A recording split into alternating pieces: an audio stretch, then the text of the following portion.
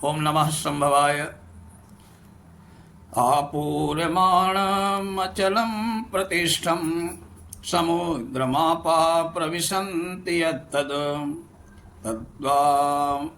तद्वत्कामायं प्रविशन्ति सर्वे सशान्तिम् आप्नोति न कामकामी। पूर्णता भरे हुए अविचल प्रतिष्ठ समुद्र में जैसे जल प्रवेश करता है, वैसे ही जिसमें समस्त कामनाएं प्रविष्ट होती हैं वही शांति को प्राप्त करता है, कामनाओं का चाहने वाला नहीं। आज की कथा बड़ी कल्याणकारी है। भगवान कुमार कार्तिक के जन्म की कथा। जिनके चरणों की रज को प्राप्त करके, जिनकी कृपा कोर मात्र से लोग वासनाओं के जाल को तोड़ फेंकने में समर्थ होते हैं, कामनाओं के दुस्तर महासागर से पार हो जाते हैं, उन भगवान भोलेनाथ के समीप वासना क्या जा सकती है। परलोक का शिक्षणार्थ इच्छा रहित होते हुए भी कर्मों से प्रवृत्त होकर उनके द्वारा संसार का रक्षण करना, यही भगवान शिव की महत्ता है। कर्मों को त्याग कर विषयों से दूर रहकर उनमें आसक्त न होना कोई मूल्य नहीं रखता। विषयों के अकस्मात उपस्थित हो जाने पर पतन का भय तो लगा ही रहता है, पर विषयों के सन्निधि में रहते हुए, उनमें व्यवहार करते हुए भी उनमें निरपेक्ष रहना, उनमें आसक्त न होना, यही तो सच्चा मनोजय है, मन को जीतना है। सावधान साधक कहीं अभिमान में पड़कर अपने आत्मजय की परीक्षा न करने लगे, निश्चय ही वे अपने स्थान से गिर जाएंगे। ये तो अत्यंत उच्च कोटि के महापुरुषों की स्थिति है। हमें धृष्टतावश अग्नि में हाथ नहीं डालना चाहिए। भगवान शंकर विवाह करके पार्वती जी को साथ कैलाश पर आए। जिसने पल भर में काम को भस्म कर दिया था, उसी ने संसार के कल्याण के लिए उसे स्वीकार भी किया। विवाह का सर्वप्रधान उद्देश्य तारकासुर का वध था। उसके लिए आवश्यक था कि पुत्र पैदा हो। अतः कामारी विषयों में से परे होने पर भी गृहस्थ धर्म के पालन में तत्पर हुए और ये शिक्षा भी दी कि विवाह का एकमात्र उद्देश्य पुत्रोत्पादन है, विषय भोग नहीं। ऊर्ध्वरोहिता गृहस्थ भी क्या है? अंततः अग्निदेव को कपोत बनकर देवताओं की ओर आकर शिवजी को स्मरण दिलाना पड़ा कि हे प्रभु, आपके द्वारा उत्पन्न हुए पुत्र से ही देवताओं की रक्षा हो सकती है। देवता बहुत पीड़ित है, अतएव कृपा दृष्टि शीघ्र ही होनी चाहिए। प्रभु की तो इच्छा ही सब कुछ है। एवं मस्तु कहकर उन्हें अपने तेज का विसर्जन किया। माता पार्वती मूर्छित हो गईं, जो इस असह्य तेजों में प्रभु के रेतस को धारण करने में सफल नहीं हो सकी।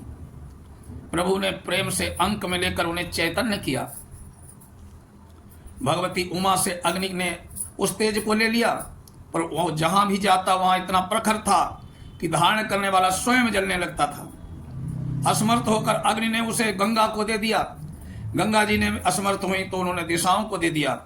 दिशाओं ने मातृकाओं को, और मातृकाओं ने जब स्वयं असमर्थ होने पर धारण करने वाला न देखा तो उसे सरकंडों के मध्य छोड़ दिया। कहीं भी पड़े अमोघ रेताओं का तेज व्यर्थ थोड़े ही जाता है। उन सरकंडों के मध्य से ही उससे एक सुंदर एक कुमार उत्पन्न हुआ। कुमार के तेज से दिशाएं प्रकाशित हो गईं। देवताओं ने पुष्प वृष्टि की। दौड़कर माता पार्वती ने बच्चे को उठाकर गोद में ले लिया। उधर सभी माताएं आ गईं। पार्वती, अग्नि, गंगा, दिशाएं, मातृकाएं और सरकंडों की अधिष्ठात्री देवी। सभी का पुत्र पर मातृभाव था। सभी को कुमार को उत्पन्न करने का अधिकार था। सब उसे अपना दूध पिलाना चाहती थी। पिता ही पुत्र के रूप में प्रकट होता है, इस शास्त्र का सिद्धांत है। आत्मा जय वही जायते पुत्र। वो कुमार था तो भगवान शंकर का ही पुत्र। पिता की शक्ति और प्रभाव उसमें विद्यमान थी। माताओं को पीड़ा न हो, खेद न हो, इसलिए कुमार शिशु ने इच्छा मात्र से अपने 6 मुख बना लिए, क्योंकि 6 माताओं को अधिकार देना था, 6 माताओं का स्तनपान करना था। एक साथ ही सभी 6 माताओं का दुग्ध पान करके उन्हें संतुष्ट किया। अतः कुमार षटमुख हो गए, षडानन हो गए। प्रभावशालियों के लिए कुछ भी असंभव नहीं होता है। कुमार युवा भये थोड़े समया, शंकर नाम रख कार्तिकेया। थोड़े ही समय में कुमार ने का जिनका नाम भगवान शंकर ने कार्तिक रख दिया, युवा हो गए।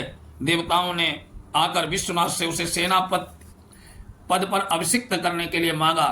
भगवान शिव की पुत्रोत्पत्ति का यह तो उद्देश्य ही था।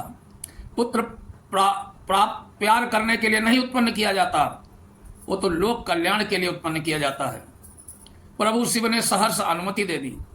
और सच्ची माता तो वही है जो देश जाति धर्म राष्ट्र शरणागति की रक्षा के लिए अपने हाथों से पुत्र को सजाकर युद्ध में भेजती है, स्वयं प्रोत्साहित करती है। बलिवेदी पर हंसते हंसते चढ़ जाने के लिए कायर पुत्र हो तो भी उसे बलिदान की भावना संचार करती है।